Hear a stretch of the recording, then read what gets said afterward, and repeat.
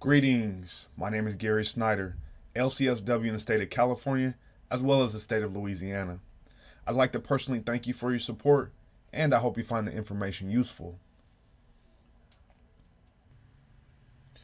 So what I have to offer today is a compilation of the different variables which I feel assisted me in successfully navigating through the ASW clinical exam. By no means should this be considered an all-inclusive, exhaustive LCSW exam preparation course, nor should it be expected that I would be talking about any specific questions that I may have worked through on the exam. The goal of this video is to assist up-and-coming social workers in preparing to study and to sit for the exam. During the presentation, I will stress the importance of the National Association of Social Workers Code of Ethics. I will discuss some tips that can be deployed before the examination. I will identify some mental hurdles that need to be addressed. I will also point out some tips that can assist during the examination, as well as share some studying resources that have helped me and others pass the examination. If you identify and are operating as a social worker, you have a professional responsibility to know the information in the Code of Ethics and to conduct yourself accordingly. I like to see this as good because as a social worker, you will face a wide range of situations and dilemmas, and the code should be your base in those scenarios and give you a degree of direction. It is also because of the complex nature of the social work profession that the document also places much emphasis on supervision, the supervision process, as well as continued education. The document encompasses the principles, standards, values, and competencies that should be central to every social worker. It provides a general guidance on the spectrum of encounters a social worker could face, including interactions with clients, coworkers, supervisors, and other agencies. Now, as it pertains to the examination, you want all your answers to be made in consideration of the code. You should be filtering all your questions through a code of ethics lens, whether that be a recall question that is asking you to cite verbatim something that is in the code, or a scenario question where the writers are looking for you to identify a code of ethic principle that is deeply embedded into the question. You want to have the code of ethics on your mind throughout the entirety of the exam. So the Code of Ethics is considered to be a working document, meaning that the code evolves as society progresses and advances. So with that being said, you're going to want to know any recent updates made because you may see them on the test. Every social worker should know what distinguishes a social worker from other helping professions. You should know social workers stand for social justice. You should know that social workers analyze from a systems perspective. You should also know that social workers understand the person in the context of their environment, right? I'd also like to add before moving on that yes, the Code of Ethics is in place to assist the social worker in navigating through the field. However, the Code of Ethics is more so in place to protect others and the social work profession from the individual social workers. I recommend allowing yourself at least 3 months to study for the examination. If you've received your letter in the mail indicating that you've been cleared to sit for the examination and approved the schedule, you've most likely been out of your MSW program for about 2.5 to 3 years, if not more, and you've had little to no time or desire to pick up any books and study. You've also been zoned in on your specific area of social work practice. We have to be mindful that social work is a broad field, and that we have to allow ourselves significant amount of time to become reorientated to the information that we've in a sense neglected simply because it's not applicable to our specific area of social work practice.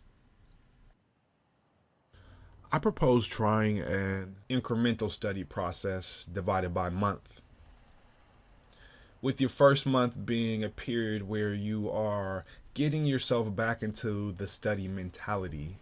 You don't want to start off sprinting from the jump because you run the risk and likely possibility of burning out, right? So you want to implement sort of a casual studying process.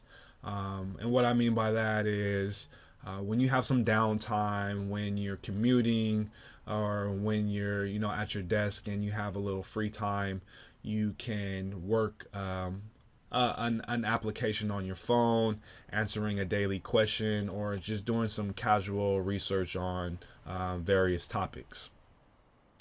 I also recommend during this period that you begin compiling an abundance of resources that you will be utilizing to facilitate your formal study sessions. Also recommend that you reacquaint yourself with the NASW Code of Ethics during this period, not to the point where you can recite it line for line, but at least to the point where you understand the very essence of the document. Your second month is where you'll be doing your formal, intense studying. I suggest having some sort of consistent, structured studying period on at least 4 to 5 days a week. You don't necessarily want to study 7 days a week because, again, although this is a period in time where you're doing the bulk of your studying, you're running a marathon and you don't want to burn out halfway through. The second month is a good time to focus in on your current social work role. Give yourself a critical analysis. Highlight the different social work duties and ethical dilemmas that you navigate through on a daily basis. Also take into consideration how the Code of Ethics guides your practice. Take notice of those things. Also, seek to be better at your current social work role. I found that helped me. Your third month is where you want to start phasing out the studying. You don't want to study intensely all the way up to your test date. Your mind needs time to process all the information that you've been ingesting. Your last 2 weeks, I recommend focusing in on the recall questions, using your flashcards and reviewing the information that you might be a little weak on or don't have much experience in. But keep in mind that you are phasing out of studying and you don't want to overdo it.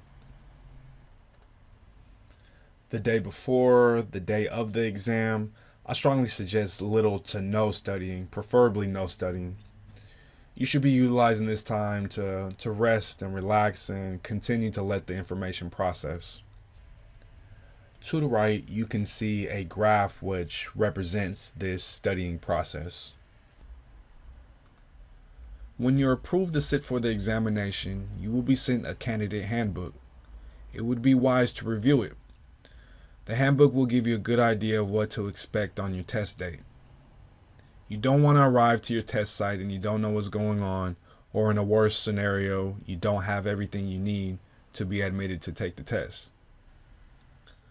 You can also do some research on the test and find out things like the difficulty varies from test to test and the scoring process is reflective of that, as well as find some statistics on the pass and fail rates for each exam. I definitely recommend buying the practice exam from the ASW.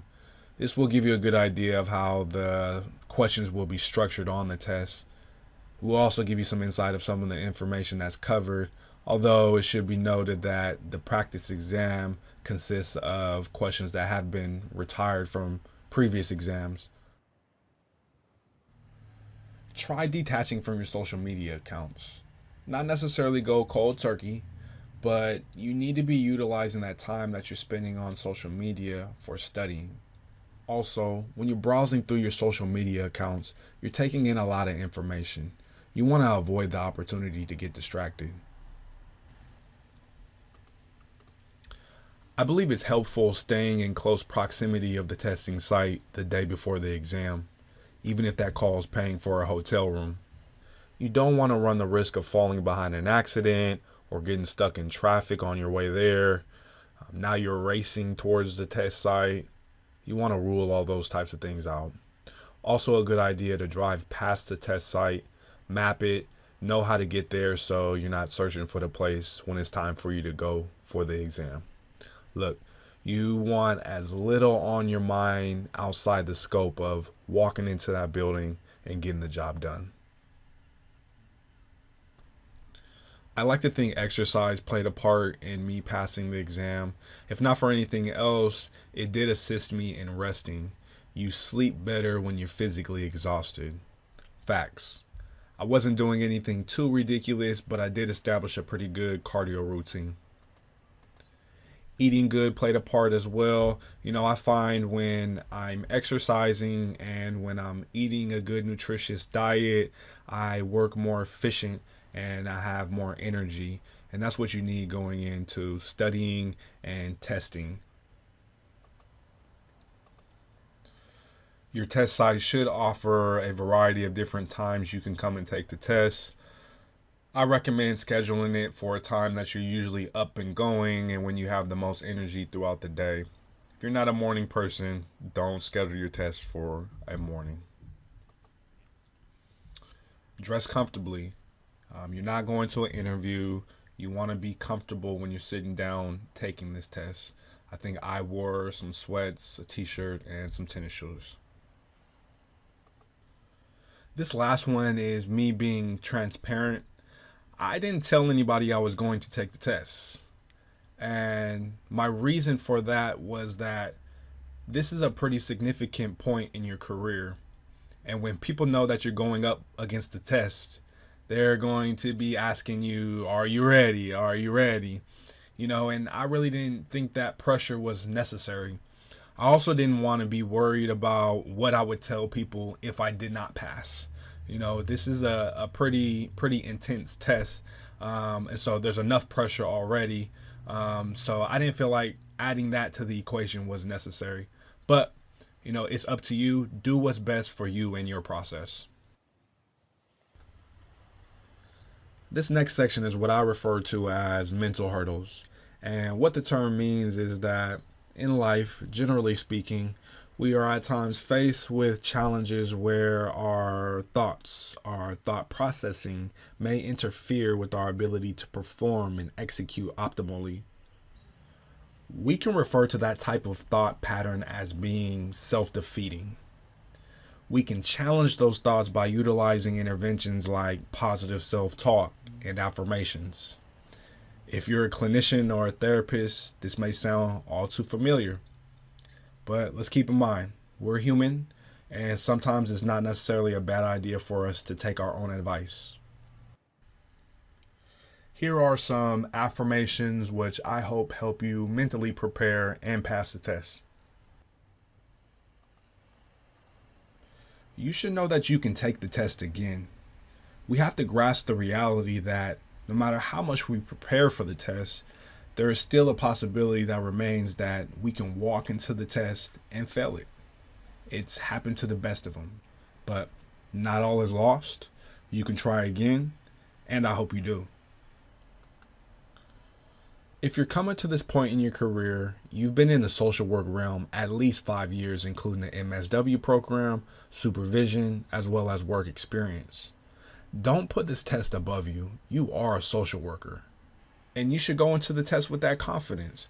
9 times out of 10, even if you pass or fail the test, your job description is not going to change the next day. I recommend going into the test with the mentality that you're going to try to get every question right. I see too often people focused on trying to calculate the bare minimum that they can get right or how many they can miss on the test. Don't set the bar so low for yourself. There's a saying that people often quote, shoot for the moon, even if you miss, you'll land amongst the stars. A common mistake that I see people who are testing for the second time make is becoming so obsessed with information that they may not have recognized on the first exam. That tends to lead to a general disregard of the wide body of information that was reviewed prior to the first exam. We have to keep in mind that the test is randomly generated, so it is possible that the information that you did not recognize on the first exam may not be present on the second exam. So we have to derive our answers from a solid foundation and be grounded in the code of ethics as well as the DSM. You will see information on the test that you just don't recognize, and that's okay. That's the reality of the exam and a testimony to the broad scope of the social work field. So we don't want to be fearful of experiencing that. We have to strive to be well-rounded and utilize our experiences as well as our social work intuition to reason through the questions. Usually your test site will offer you an opportunity to take a break from the examination. If you choose to do so, be mindful that while you do break, your timer will continue. So you want to make your break as brief as possible. Remember that there is a security process going in and out of the examination room.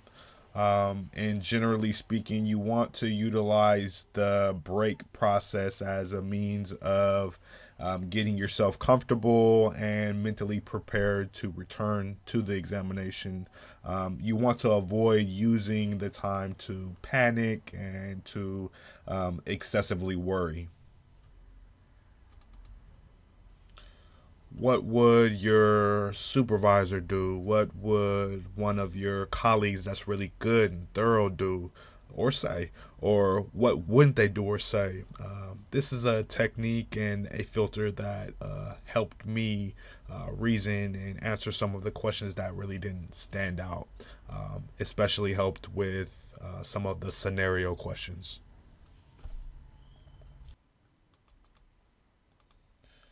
So when you do the math, you'll come to find out that on average, you have about a minute, a little over a minute to spend on each question. So obviously, this is an exam that you're going to have to move through at a pretty brisk pace. So you're going to need to be conscious of your time. You have the option to opt in to have the timer present on your test screen. And, I would suggest for you to consider to do that. Just so you know where you stand in terms of time. For those of us that have difficulties being on the clock, definitely recommend incorporating a timer, some sort of timed process in your studying routines. Try your best not to get caught up on any particular question. You do not have the luxury of time on this test, so you want to get established in some sort of systematic approach to analyzing the questions. You'll need to read through the questions and answers thoroughly, in whichever order works best for you. Disassemble the question. What is it asking you? What do you need to prove that you know? And if the answer doesn't stand out to you, start with the process of elimination. If you find yourself getting a little frustrated or stagnant, or you feel like you've spent a lot of time on a specific question, just go ahead and mark it and move on. You have the ability to mark or flag questions and return to those questions at a later time. And this may be a good thing because you may encounter a question later in the test that may be similar in nature that may offer you a better insight into the question that you may be struggling with.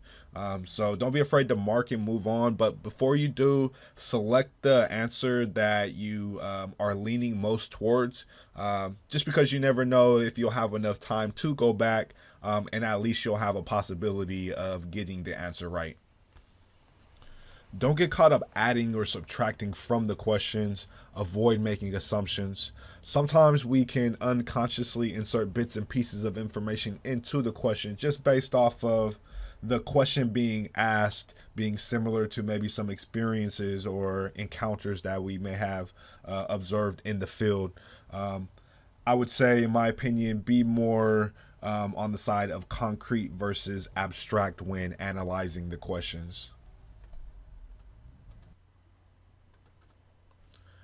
And finally, you'll be advised that a certain amount of test questions that you see are actually future test questions and will not be calculated in your overall score. This is an interesting piece of information to have, but it could serve as a disadvantage, especially if you're trying to distinguish during the test what's a future test question and what's an actual test question.